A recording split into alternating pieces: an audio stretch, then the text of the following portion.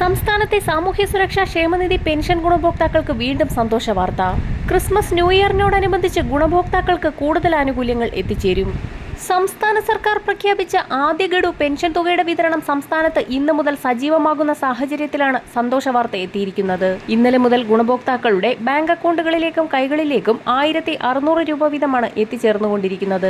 തുക എത്തിച്ചേരാത്ത ഗുണഭോക്താക്കൾക്ക് ഇന്ന് മുതൽ വീടുകളിലേക്കും വിതരണം സജീവമാക്കും. വിവിധ സ്കീമുകളിലായി പെൻഷൻ തുക കൈപ്പറ്റുന്ന 27 ലക്ഷത്തോളം വരുന്ന ബാങ്ക് അക്കൗണ്ടുകളിൽ തുക സ്വീകരിക്കുന്ന ഗുണഭോക്താക്കളിൽ 200 മുതൽ 500 രൂപ വരെയുള്ള കേന്ദ്രവിഹിതം മുടങ്ങിയിട്ടുള്ള ഗുണഭോക്താക്കൾക്കും തുക എത്തിച്ചേരും. വിധവ, വാർദ്ധക്യ, ഭിന്നശേഷി പെൻഷനുകളിലായി 8 ലക്ഷത്തോളം വരുന്ന ആളുകൾക്കാണ് കേന്ദ്രവിഹിതത്തിൽ കുറവ് വന്നിരിക്കുന്നത്. പെൻഷൻ തുക വിതരണത്തിന് കൈമാറിയതായി സേവന സൈറ്റിൽ സ്റ്റാറ്റസ് കാണിച്ചിട്ടും തുക ലഭിക്കാത്ത ഗുണഭോക്താക്കൾ ശ്രദ്ധിക്കുക. ഇവർക്കുള്ള തുകയും ഇന്നു മുതൽ എത്തിച്ചേരും. ഒരു മുടക്കവും കൂടാതെ 1600 രൂപ വീതം ഇതുവരെയും എത്തിച്ചേർന്ന ഗുണഭോക്താക്കൾക്ക് വീണ്ടും സന്തോഷ വാർത്ത എത്തിയിരിക്കുകയാണ്. ന്യൂ ഇയറിനോടനുബന്ധിച്ച് ഒരു ഗഡു പെൻഷൻ തുക കൂടി വിതരണം ചെയ്തേക്കുമെന്നുള്ള സൂചനകളായിരുന്നു നേരത്തെ പുറത്തുവന്നത്. 4 മാസത്തിൽ കുടിശ്ശികയായിരിക്കുന്ന 6400 രൂപ കൂടി വിതരണം ആരംഭിക്കുകയാണ്.